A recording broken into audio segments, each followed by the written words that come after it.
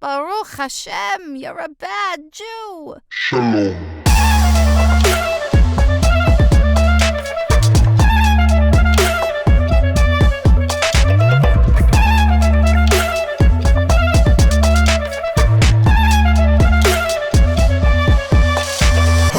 Welcome to the Bad Jew podcast, where we talk about how it is okay to be in the middle of your journey, that you are not a bad Jew. With me today is Rabbi Jack and Shira Melul. Rabbi Jack and Shira, welcome to the podcast. We are happy. Thank you.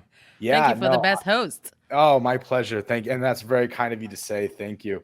So I'm super grateful that you two are here. We're here on the Bad Jew podcast to talk about why men suck at dating. This is actually a two-part episode, our very first two-part episode, strictly about dating. A little bit of context here. Rabbi Jack and Shira have been the host of AishLIT. I've been going to their programs. They were the ones that took me on the Israel trip that changed my life. And one of the major areas of focus that they are really good at is talking about Jewish dating. And so with that, it only felt appropriate to bring them onto the podcast to talk to us about why men and women suck at dating. This is part one. Why do men suck at dating? But before we answer that question, I'm going to give Rabbi Jack the Bad Jew challenge, which is to tell your life story in 4 minutes. Are you ready? I think so. Okay. All right. Well, I appreciate the humbleness behind that. Ready and go. Okay. 4 minutes. Go.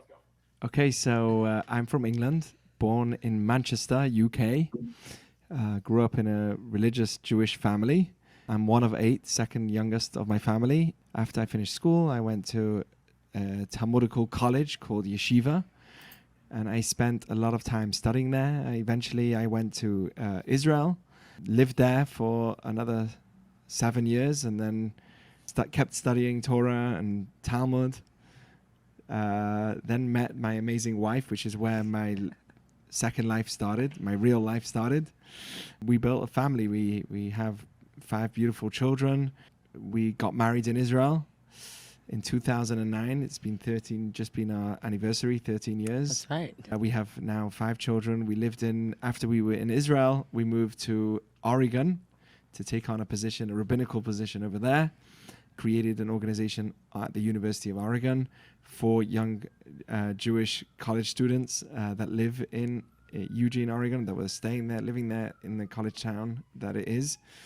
And then we moved to LA 5 years later, a few kids later also. We felt like it's really important to get them a good Jewish education, so we moved to LA. And we run a young professionals organization called AishLIT. Yep, that's it. And we are here. It's amazing. It's been an amazing 5 years that we've now been living here. 10 years altogether in America. It's been an amazing journey.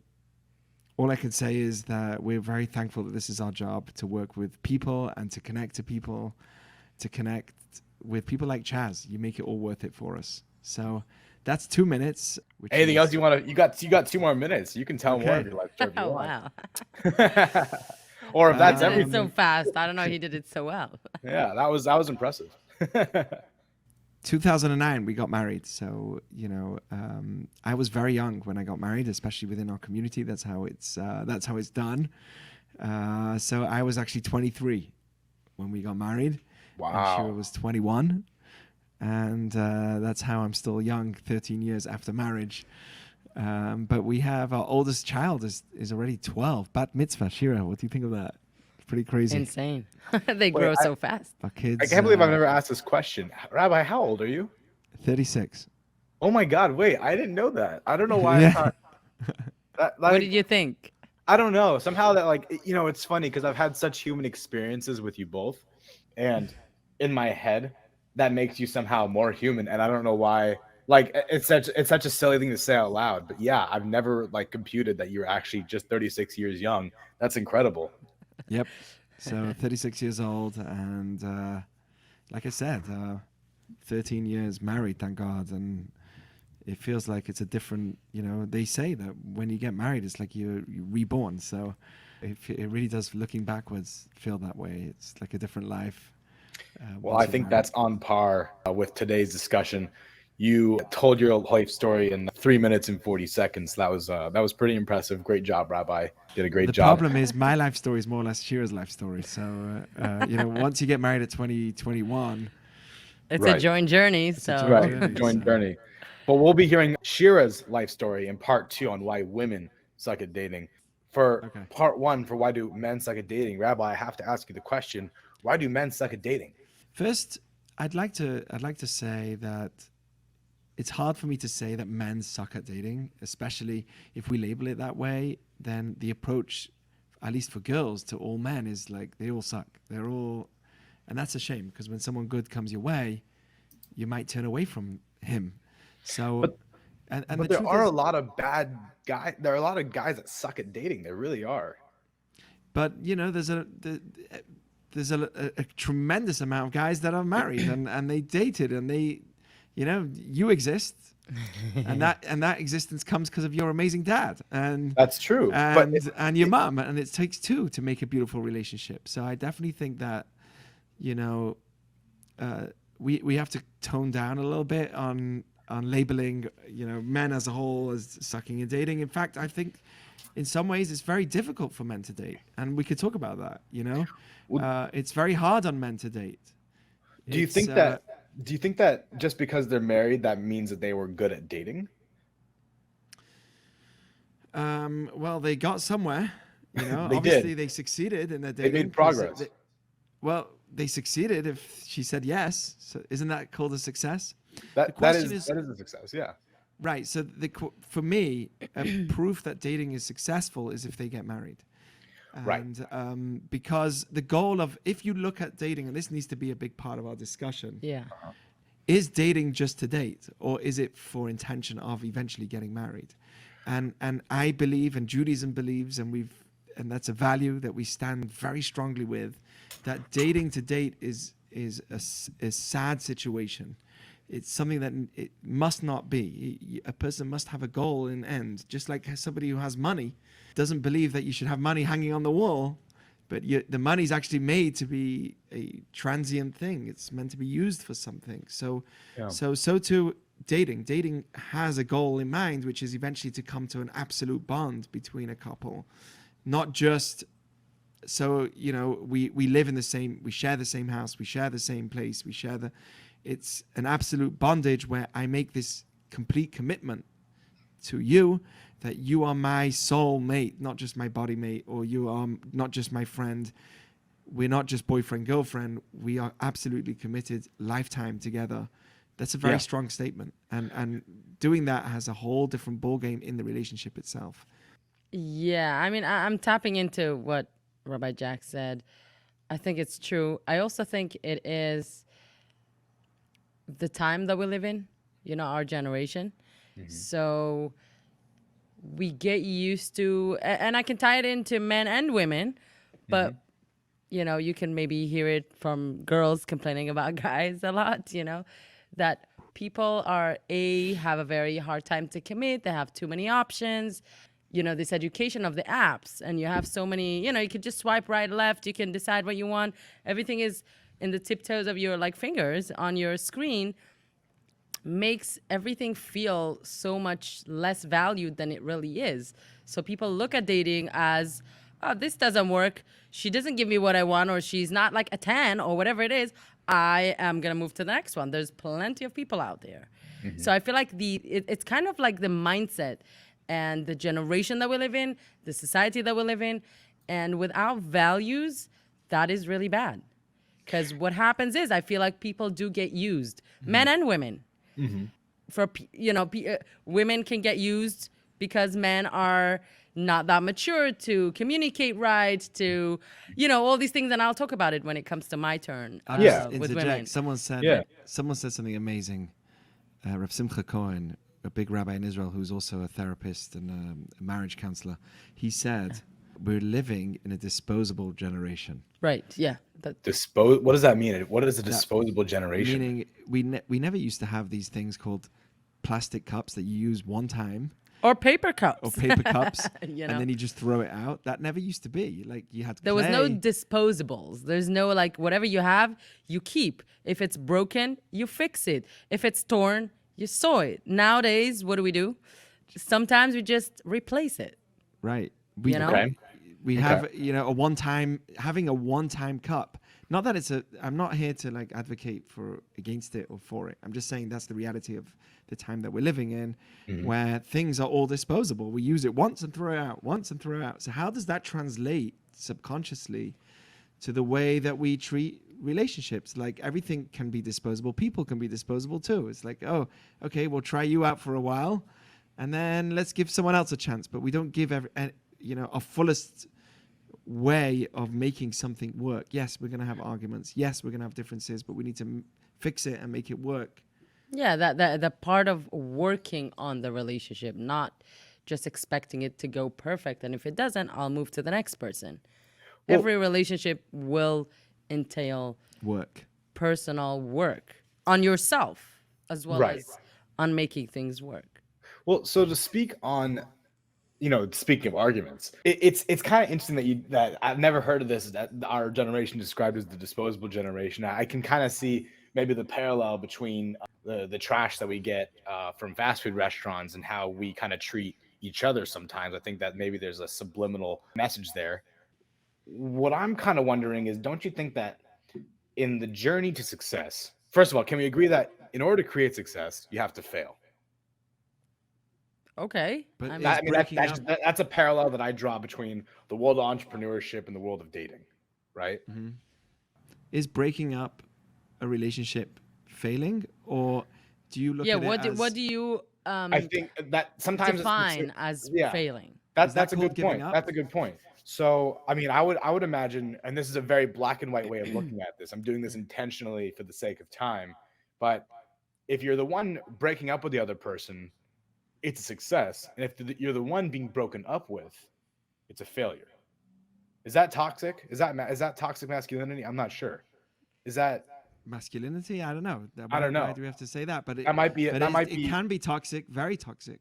Because I'm aware as a man that could be a very two-dimensional way of looking at a breakup. Of course. That's why I brought up two sides. Yeah, there's always two sides to it. I can tell you, I've been in a relationship probably with 5 different girlfriends in my life so far. And I'm in a relationship right now. Wonderful woman named Kelly, and I love her. Congratulations. She's wonderful. I will say that every relationship that I've had up till now, including now, I should say, has taught me something about myself and about what I need in my life. And it's made me a better dater. It's made me a better boyfriend as time goes on. It's taught me something new about ways that I could have approached certain things. When you're in that position where you get completely blindsided, where you've missed maybe some of the messages and some of the things that your partner was trying to communicate with you, don't you think that's a failure in a way? One of your very own failures? What I totally understand from here is, and this is something that, we know. So I'll go I'll take a step back and hopefully I can tie into that. And if I don't, let me know. Yeah. The way I look at it is everyone, at least, look at it in the general world. People go to college, they spend a lot of money and a lot of resources and a lot of time to acquire a career, which is very important, right? Mm-hmm. How much of that time goes on learning about yourself, on investing in your own self, your own personal growth, your own... So what I'm hearing from you is basically a Jewish value that we believe. Why to learn about yourself on the expense of others? Why do you need to learn about yourself through relationships that didn't work? How about taking time and investing in yourself, learning about yourself? And Judaism has so much. This is something that we focus a lot. Being better, being able to tolerate other people, and every single thing applies to relationship. So when I'm walking into a relationship after I've worked, and again, it's a lifetime of work. I can't say I'm perfect. None of us is perfect. But if I am able to do that before I'm actually starting to date and looking at the outside world, instead of just looking at who's a good fit for me, first I need to know who I am. What I'm like when I'm triggered with anger. What I'm like when she doesn't do what I want. What am I, all these things. You minimize the problems to very minimum. So what I think, there is a lack of focus on values and personal growth, which this is something that's really essential. And we work on that. Like in the Jewish, I grew up religious my whole life. And this is something that was taught from very young age. And I'm not saying just to be kind. What Shira's That's saying, not what I'm and saying. if you Please add. Yeah. let me see if I understood. Yes, What you're please. saying is personal growth doesn't need to become something that you do on the expense of someone else. Yes. It can be something that you do on your own, and that's something that needs to be done on your own, not on the expense of someone else. So Because he mentioned that, a lot of people, through their relationship, they learn about themselves and they learn what doesn't work for me, what does work for me. But how about if you took the time before that? And that's not judging. I'm just saying, No, of course. this is just another way of looking at it. And that's the Jewish lens. Because obviously I'll bring that in. How about zooming out, working on yourself? Literally, when it comes to even Jewish learning, values, you figure out what's important for you, what's a deal breaker for you, what you can just swing certain behaviors. You're like, okay, if it's not a pattern, it's not something that's worrying. Let's try a different way. You learn about communication. You learn about respecting. Respect is a big thing. The other person, whether you appreciate them or not, but you got to respect everyone. So I think this is something But that... there is also the aspect of, like, we got married very young, okay? So 23, 21, tremendously young. Do you think we were perfect then? And do you think we're perfect now? No. There's no way. But looking back in 13 years, Chaz, what were you going to say? Well, I was going to say, to that point, the counter argument, to kind of add more nuance to it, I was going to ask you, Rabbi Jack, what have you learned about yourself from Shira, and how have you grown? Exactly. So I have grown, which kind of is the other side of the argument, which is that you do grow through a relationship. That definitely does happen. Yeah. And the reason, so the reason that it works, at least within the Jewish faith, and this is something that's very important. Reb Noach Weinberg, and we had Dr. David Lieberman come to our house and say that a person, as long as there's attraction and there's somewhat a level of health between two people, the relationship can happen. Okay. This might be hard for many people to hear, but for almost 90% of people, as long as there's attraction and a willingness to make things work, it can work. It can work. Yeah. Okay. And that being said, I do believe that we wouldn't call it a failure, but if it was channeled in the right way, if it was educated to channel in the right way, a lot of times these relationships that break up could have worked. Right. And one of the things that we did was we got married. So that marriage makes an absolute bond. We're going to fix this. We have to fix this. This is a conversation that needs to be made. If we have issues between us, we're going to make them work. And obviously, as a 23-year-old, and you're learning about yourself, you are two different people coming together from, as we were definitely very similar in terms of our upbringing and background and, what we want, but we're still very different.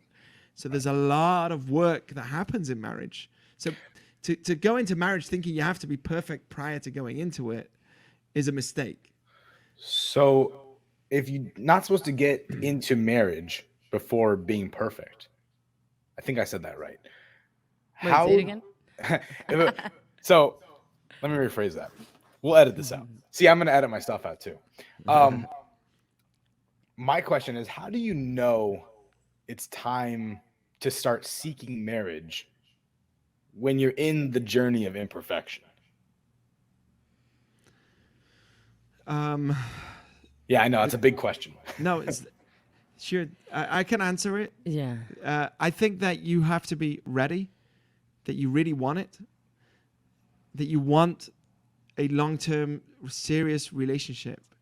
A lot of times people realize that these transient relationships where they're not absolutely committed, they're not focused, are not working, and they say to themselves, I really want to make this work.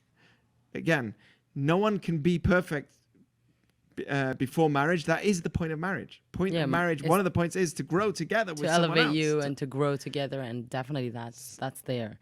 Yeah. But there is no, back to that question, there is no specific guideline that would say, like, to measure, when I'm ready, when I'm not. Because really, when people, and I have a lot of experience with meeting for the past 10 years, women of all ages, mostly single, And a lot of the time they say, I'm not ready. I'm not ready for marriage. Because at the beginning they say, I'm not able to find someone. I'm having a very hard time to find the right fit, the right person. And so we start breaking it through and breaking down like the little parts of what is hard.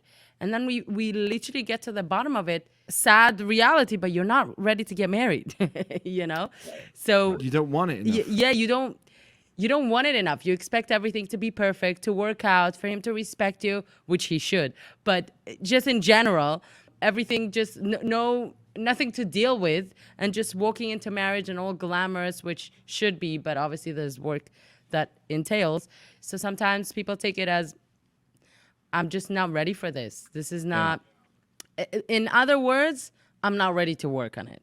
Exactly. That's what I'm hearing. You have I'm to not ready really to want deal it. with it. I'm not, even though it could be an amazing guy or amazing girl, but it's like, maybe I can find another easy way out. Like, why should I have to work? I Right. hear that. Right. And, to kind of relate to the two things that you both just said, the year of 2021 for me was the year marked by a lot of growth. Time where I really thought, okay, you know what? I'm here. I've made it. I'm back living independently for the first time in 10 months. I was not, I stopped living with my parents, and I was like, okay, I'm ready for dating and a relationship, right? This is 2020. This is 2021 Last year. Okay. summarized till now in terms of my dating history, right? And this is why it relates, right? I got back, and in the first month of me moving into my current apartment, I actually in 1 month had the most dating experience I've ever had in my life, which is like I had like 5 different first dates in 1 month.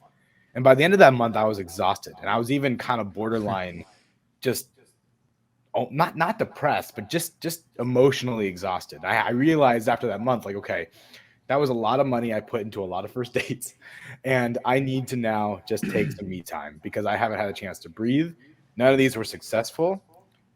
And so I started to kind of like, okay, be okay with being single. And then I met a girl that I thought would be a great girlfriend. And this was a messy situation. It was toxic, and it was on and off for several months, and it was very confusing. And it cost me the quality of some of the friendships that I hold today. And it was a very painful experience.